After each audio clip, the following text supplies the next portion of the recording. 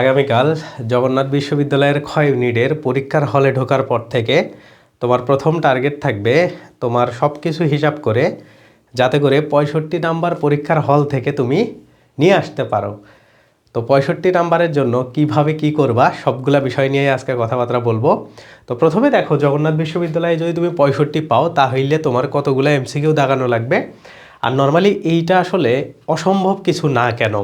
তুমি যদি খেয়াল করো দেখবা, তুমি যদি 60টা প্রশ্নর অ্যান্সার করে আসতে পারো 96টা প্রশ্নের মধ্যে, তোমার মার্ক আসবে 45-এর মতো, মানে সঠিক অ্যান্সারের কথা আমি বলতেছি।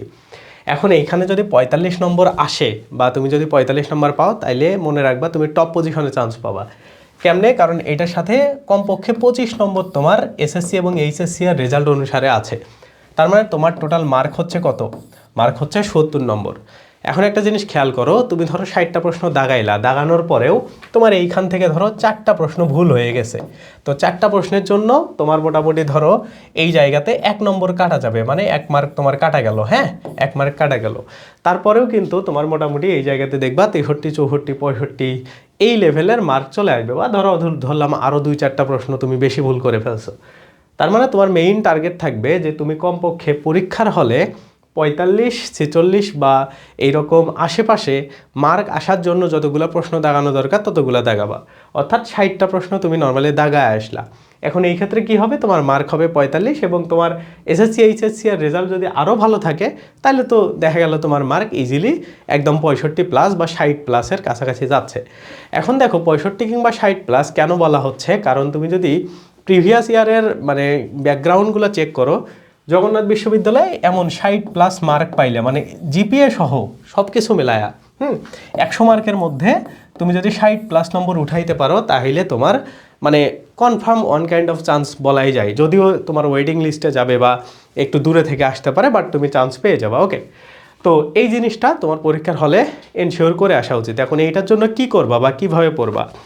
এই যে আজকে তোমাদের মোটামুটি আর মানে আজকের রাতটা শুধুমাত্র সময় আছে, তো শেষ সময়ে এসে বেসিক্যালি কিছু জিনিসকে মানে হাত ছাড়া করা যাবে না যেগুলা থেকে মার্ক বেশি আসবে। যেমন দেখো, এই যে ব্যাকরণ যে বই দুইটা আমি তোমাদেরকে দেখাচ্ছি, প্রথম কাজ হবে এই দুইটা বইকে আজকে রাতে 3 বা 4 ঘন্টা, নর্মালি এই বইটা রিভিশন করতে 4 ঘন্টা সময় লাগবে যদি কেউ খুবই ভালো করে পড়ো।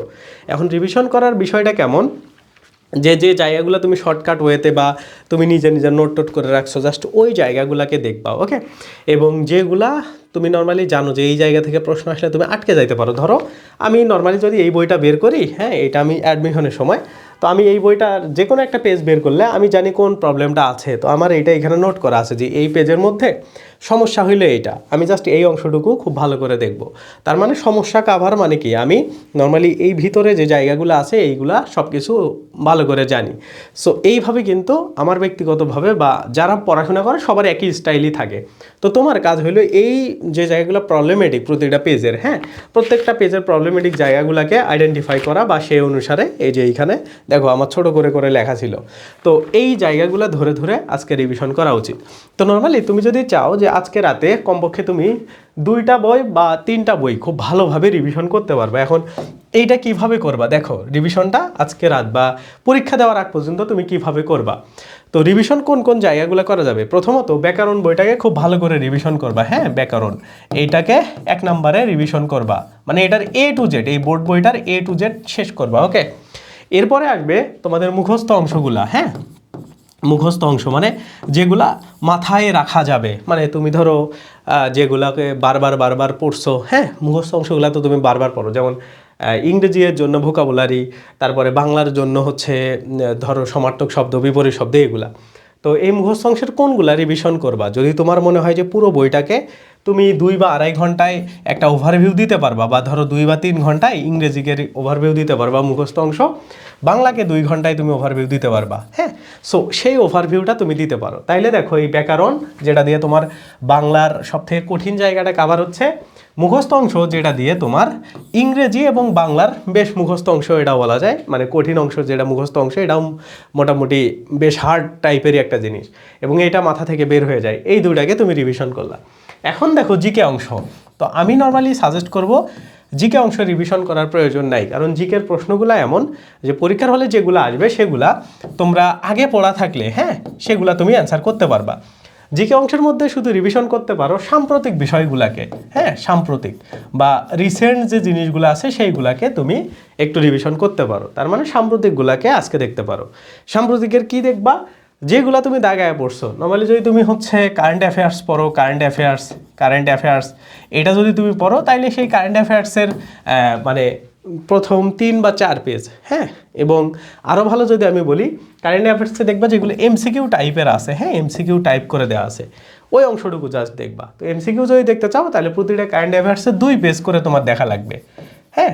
তো এইখান থেকে মোটামুটি দেখবা 1 ঘন্টার মধ্যে কারেন্ট অ্যাফেয়ার্সটা বেশ ভালো একটা রিভিশন বা এটা সম্পর্কে তুমি আইডিয়া পেয়ে গেলা।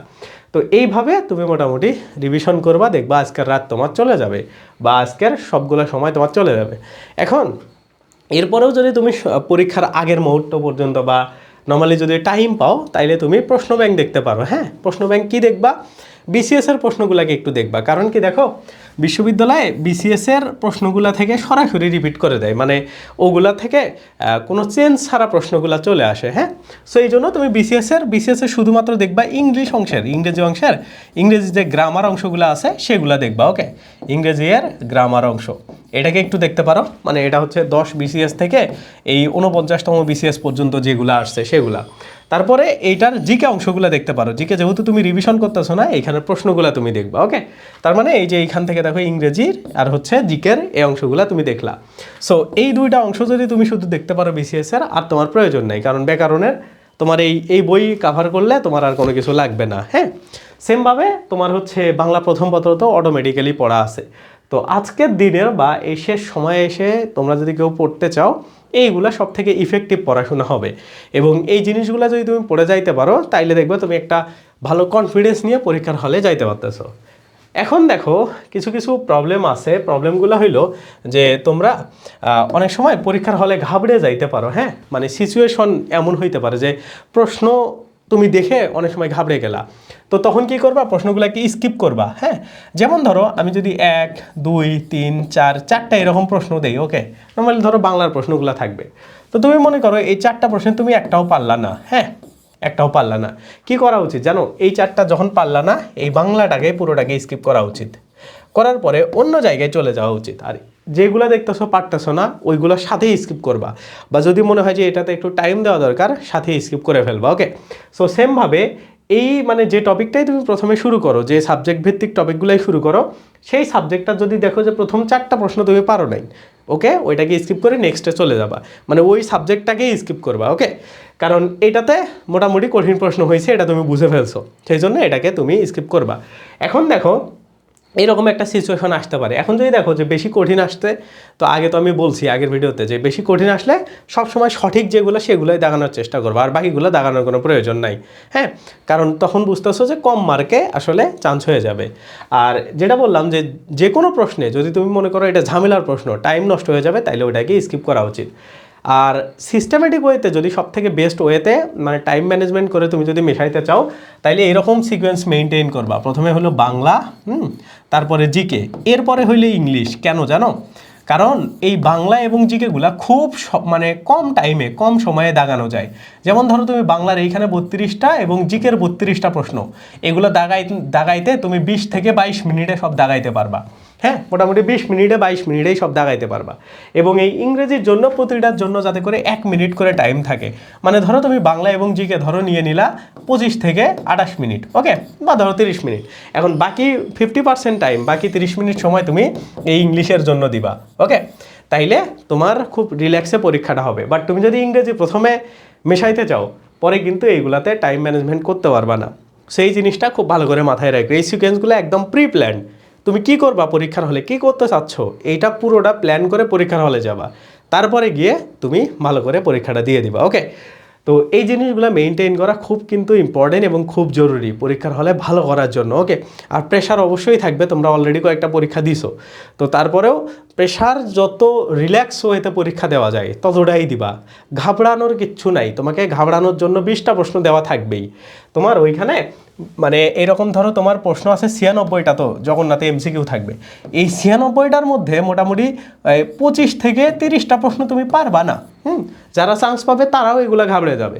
তো নাহলে তোমাকে ঘাবড়ানোর জন্য এত জায়গায় আটকানো হবে। তো এই জায়গাগুলোয় মাথা কুল রাখতে হবে। একটা পারতেছো না মানে ওকে, আমার হাতে আরও 29 বার এমন মানে প্রবলেম আসবে, সেগুলো ফেস করার মানসিকতা রাখতে হবে। হ্যাঁ, এমন ভাইবো না যে এক চান্সে 4টা আমি পারলাম না মানে শেষ, সব শেষ, এমন না। কারণ কি দেখো, তুমি 30টা পারবাই না, মানে 30টা তোমার হবেই না। এটাই তো বাস্তবতা, তাই না? 30টাও যদি তুমি ধরো, আমি তোমাকে বুঝাই, ধরো তুমি এইখানে 30টা প্রশ্ন পারলা না, 30টা প্রশ্ন নাই, হ্যাঁ 30টা একদম এরকম করে পারো নাই, 30টা প্রশ্ন পারো নাই, তারপরেও এইখানে 65টা প্রশ্ন তুমি পারবা। 65টা তুমি যদি দাগায় আসো, তোমার জিপিএ রেজাল্ট মেলায়া তোমার মার্ক আসবে এরকম একদম 68 থেকে 70 মার্ক, 68 থেকে 70 মার্ক, যেটা দিয়ে তুমি একদম টপ লেভেলে চলে যাইতে পারবা। সো কোনো টেনশনের কিছু নাই, এই জিনিসটা মাথায় রাখবা যে তুমি আটকে যাবাই। ওকে, এটা আর মোটামুটি এইভাবেই তোমরা পরীক্ষাগুলো দাও। জগন্নাথের বি ইউনিটে আসলে অত বেশি কঠিন প্রশ্ন হওয়ার চান্স নাই, তো তারপরেও যতটুকু হবে সেটাকে ঠান্ডা মাথায় ট্যাকেল দিতে হবে। ওকে, তো এটা গেল জগন্নাথের কথাবার্তা। এখন তোমাদের জন্য আমাদের যে গুচ্ছের যে ব্যাচটা আছে, হ্যাঁ গুচ্ছের বি ইউনিটের যে ব্যাচটা আছে, এইটাতে আমাদের 69 জনের মতো অ্যাডমিট হয়ে গেছে, টোটাল 75 জন, আর মাত্র 6 জন ভর্তি হইতে পারবা। ওকে, আমাদের যে 75 জনের গুচ্ছ ক্ষয় ইউনিটের ব্যাচটা, এইটার ডিটেলস এই ভিডিওর ডেসক্রিপশনে থাকবে। যেমন আমি তোমাদেরকে দেখাই, এই যে এইখানে দেখো আমাদের এনরোলমেন্ট দেখো, এগুলো সব নতুন স্টুডেন্ট। হ্যাঁ 69 মানে 69 জন স্টুডেন্ট ভর্তি হয়েছে। এই যে এটাতে তোমরা সব ডিটেলস দেখতে পাবে। এটাতে যদি যাও ক্লাস কিভাবে হবে, হ্যাঁ এটাতে আসার পরে তোমরা এখানে ডেমো ক্লাস দেখতে পারবা। হ্যাঁ ভর্তির আগে যে এই ক্লাসগুলো দেখতে পারবা, যেমন বাংলা, ইংরেজি লিটারেচারের। হ্যাঁ আবার ভর্তি হইলে যে এগুলা তোমরা পাবা, এগুলো তো রেকর্ডেড, আবার লাইভ ক্লাস তো এটা পাবা, লাইভ ক্লাস সবগুলারই পাবা। ওকে, এগুলো ডেমো দেখার জন্য রেকর্ডেড ক্লাসগুলো আমরা আগের ব্যাচে দিয়ে দিছি। সো এটাতে পুরো ডিটেলসটা আছে। আর এটার নিচে হচ্ছে এই যে তোমরা যদি এই যে শো মোরে ক্লিক দাও, দেখতে পাবা সব কোথায় কিভাবে ক্লাস হবে না হবে সব কিছু। আর এটাতে যারা ভর্তি হবে, এটা তো 7 ফেব্রুয়ারি থেকে শুরু হবে 75 জনের স্পেশাল ব্যাচ। ওকে, তো এটাতে আমি বেসিক্যালি নিজেই পড়াবো। তো আমাদের যে স্টুডেন্টের চাপ আছে, আমার মনে হচ্ছে এই ব্যাচের পর আমাদের আরও ব্যাচ করতে হবে, ওইগুলোতে হয়তো আমি নিজে ক্লাস নিতে পারবো না। সো তুমি এই ব্যাচে ভর্তি হইতে চাইলে তাইলে এই 6 জনের মধ্যেই তোমাকে 7 জনের মধ্যেই তোমাকে ভর্তি হইতে হবে। ওকে, আর এই যে এইখানে এসে তুমি দেখো যারা এক্সাম ব্যাচ খুঁজতেছো, তারা এই যে এটাকে 599 টাকায় কিনবা গুচ্ছের জন্য। এটাও 7 তারিখ থেকে শুরু হবে, এবং লাইভ ক্লাসে ভর্তি হইলে তোমার 599 টাকা দিয়ে কিনতে হবে না, এটা তুমি ফ্রি পেয়ে যাবা। আর আমাদের আরও মানে তুমি যদি চাও যে ডেমো ক্লাস আমাদের কিভাবে আমরা কোর্সটা সম্পর্কে আরও রান করব, যদি আরও বিস্তারিত জানতে চাও, আমাকে হোয়াটসঅ্যাপে নক দিতে পারো এই ভিডিওর ডেসক্রিপশন থেকে, অথবা এই নাম্বারে 018 63 54 60 29। ওকে, হোয়াটসঅ্যাপে নক দিলেও আমি পুরো ডিটেলস দিয়ে দিব। তো এইটাই, জগন্নাথে একটা বেস্ট ওয়েতে পরীক্ষা দাও, আশা করি তোমাদের একটা খুব ভালো পরীক্ষা হবে। এবং জগন্নাথের পরে একটা লম্বা বিরতি পাবা গুচ্ছের জন্য। তো জগন্নাথে হইলেও আমি জানি অনেকে গুচ্ছে পড়বা, কারণ গুচ্ছে একটা ভালো সাবজেক্ট পাইলে তোমরা মোটামুটি সাবজেক্ট ভিত্তিক এখন সবাই ভর্তি হয়ে যাও। সো যাই করো না কেন, তোমাদের জন্য একটা বেস্ট কোর্স হবে। এবং তোমরা সব দেখে শুনে আমাদের এক্সাম ওয়েবসাইট, লাইভ ক্লাসের মানে লাইভ ক্লাসগুলো রেকর্ড দেখার ওয়েবসাইট, আবার লাইভ ক্লাসগুলো হবে জুমের মাধ্যমে, সব কিছু বিবেচনা করে আমাদের কোর্সটা তোমরা বিবেচনায় রাখতে পারো। সো এইটাই, আল্লাহ হাফেজ, বাই বাই।